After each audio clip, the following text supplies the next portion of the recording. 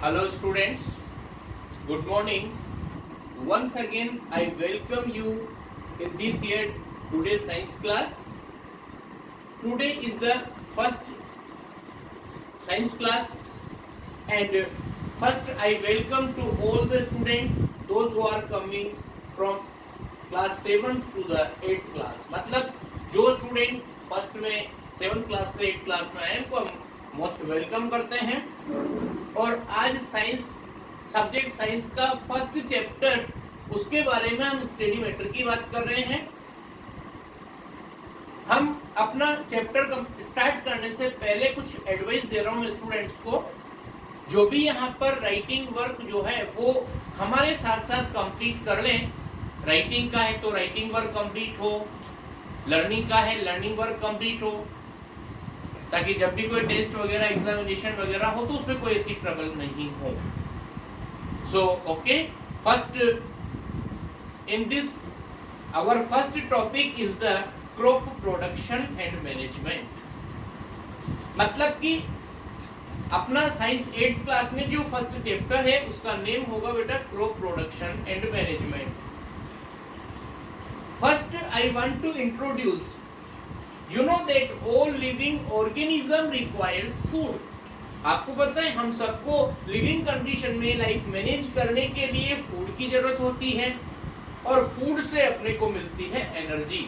Energy means capacity to do work, और उसी की वजह से हम अपना डेली का रूटीन लाइफ प्रोसेस अपन कंप्लीट करते हैं। और ये भी हमने पढ़ा हुआ है प्रीवियस क्लासेस में that green plants synthesize their own food by the process of photosynthesis। आपको पता है फोटोसिंथेसिस प्रोसेस से ग्रीन प्लांट्स अपना फूड प्रिपेयर करते हैं। So they are known as the producer. और रिमेनिंग नॉन फ्लावरिंग प्लांट और animals are unable to make their food. जितने भी नॉन फ्लावरिंग प्लांट्स होते हैं, नॉन ग्रीन प्लांट्स होते हैं, एनिमल्स होते हैं जो अपना फूड खुद प्रिपेयर नहीं करते हैं, वो सारे ग्रीन प्लांट्स पर डिपेंड होते हैं। अब हम आपको बता दें कि फूड को प्रोड्यूस करने के लिए हमें क्रॉप ग्रोविंग करनी पड़ती है। In order to produce food men started growing plants and domesticate useful animals give rise to agriculture. मतलब आपको पता है कि ह्यूमन बीइंग को अपनी रिक्वायरमेंट कंप्लीट करने के लिए उन्होंने प्लांट्स को ग्रोविंग करना और यूजफुल एनिमल्स को डोमेस्टिकेट करना शुरू किया, और यही से स्टार्टिंग होती है बेटा अबाउट द एग्रीकल्चर। अब एग्रीकल्चर क्या होता है यहाँ पर देखना आप।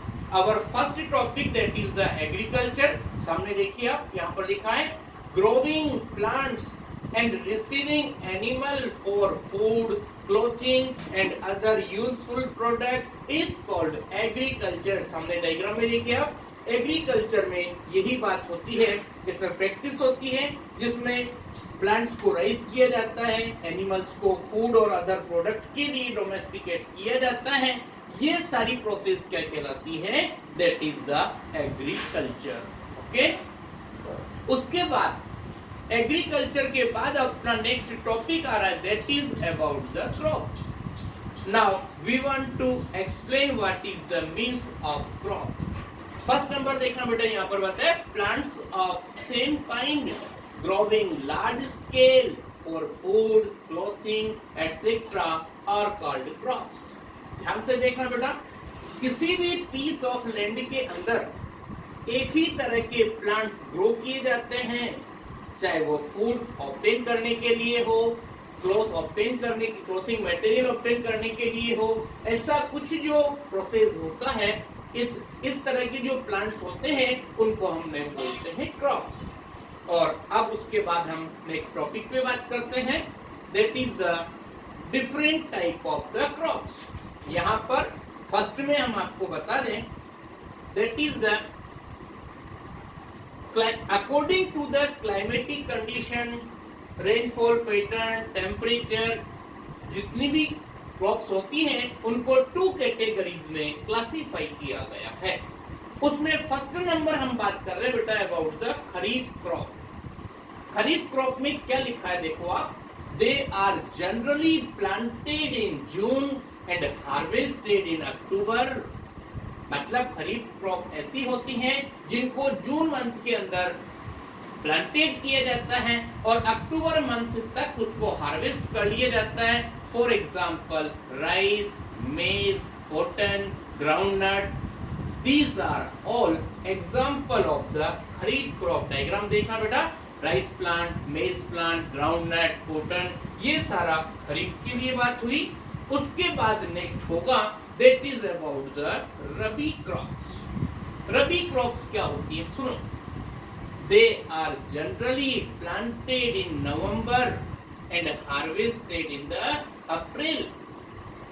मतलब जिनको विंटर सीजन बोलते हैं, ऐसी क्रॉप जो विंटर सीजन में सोविंग होती है और हार्वेस्टेड होता है अप्रैल मंथ में, नियर अबाउट समर मंथ में, वो कहलाती है रबी क्रॉप्स। रबी क्रॉप्स के एग्जाम्पल आपके सामने हैं।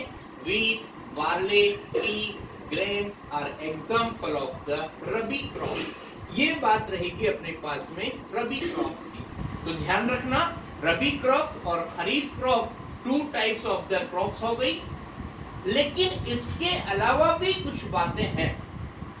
मतलब कि क्रॉप्स को क्लासिफाई करने के लिए कुछ यूजफुल प्रोडक्ट्स के बेस पे भी क्लासिफाई किया जाता है। उसमें कुछ बातें हम आपको बता रहे हैं। First number that is the cereal crop. Cereal crop के बारे में आप जानते हैं, वीट, राइस, मेज, ये जो भी होते हैं, यहाँ पर फोटोज भी हैं आपके पास में।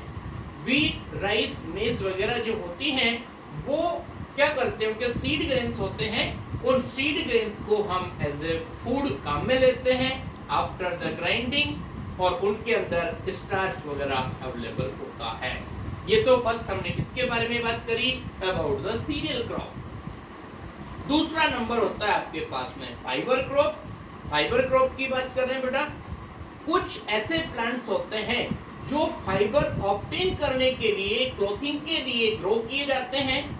For example jute, cotton etcetera, these are known as the fibre crop. और नेक्स्ट नंबर होगा बेटा पल्सेस और legume, that you know very well.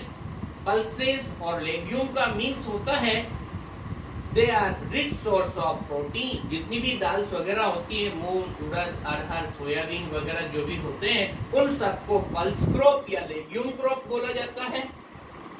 और इसके बाद नेक्स्ट देखना बेटा ऑयल यील्डिंग फूड। कुछ ऐसी क्रॉप्स होती हैं जिनसे हम एडिबल ऑयल ऑब्टेन करने के लिए ग्रो करते हैं, और उसका एग्जाम्पल होगा ग्राउंडनट, सनफ्लावर, मस्टर्ड। ये ऐसी क्रॉप्स होती हैं जिनसे हम क्या करते हैं, ऑयल ऑब्टेन करते हैं। नेक्स्ट नंबर देखना शुगर यील्डिंग क्रॉप्स। आपको पता है we are getting the sugar from the beet root और शुगर केन। तो ध्यान रखना इनके अंदर शुगर कंटेंट्स ज्यादा होते हैं। उसके बाद आ रहे हैं आपके पास वेजिटेबल्स।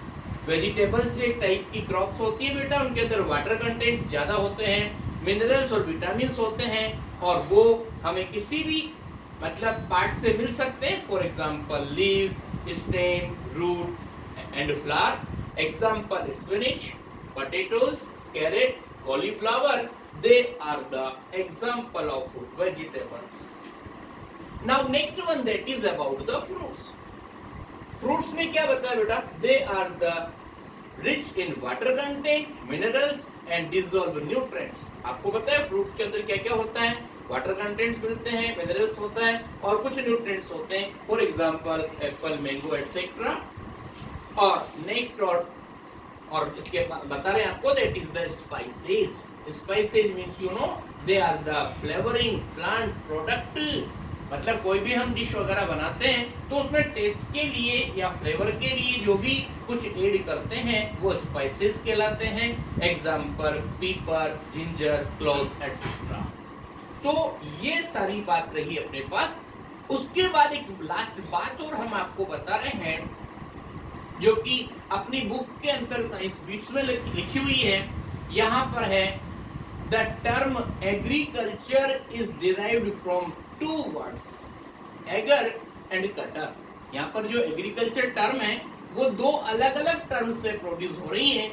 एक होगा आपके पास अगर, उसका मतलब होता है फील्ड और लैंड, और दूसरा होता है कटर विच मीन्स कल्टीवेट। और एक और हम आपको बता दें बात, that is the what is the means of agricultural field, एक ऐसा पीस ऑफ लैंड जो क्रॉप कल्टीवेशन के लिए, फार्मिंग के लिए काम में लिया जाता है, उसको हम बोलते हैं agricultural field. Okay, now this is the matter for study purpose for today, and now we want to tell you some advantage।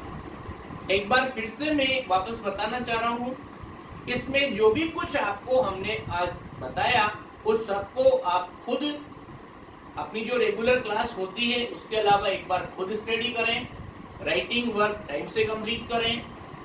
जब तक राइटिंग वर्क आपको नहीं मिलता है तो आपकी बुक से जो भी चीजें हमने आपको पढ़ाई वो आपको कंप्लीट करनी है। वन मोर थिंग, जितने भी स्टूडेंट्स क्लास अटेंड करें ध्यान से सुनना, इसमें 8th क्लास के अंदर जो भी इंपॉर्टेंट टॉपिक्स है, बैक साइड क्वेश्चन के अलावा check your knowledge, science bits, इस तरह के जो भी हम कुछ इंपॉर्टेंट बातें बताते हैं तो वो भी आपको कंप्लीट करना है। Be ready because this is the 8th class, इनमें से थोड़ा अच्छे से प्रिपेयर होना है। Okay, thank you very much.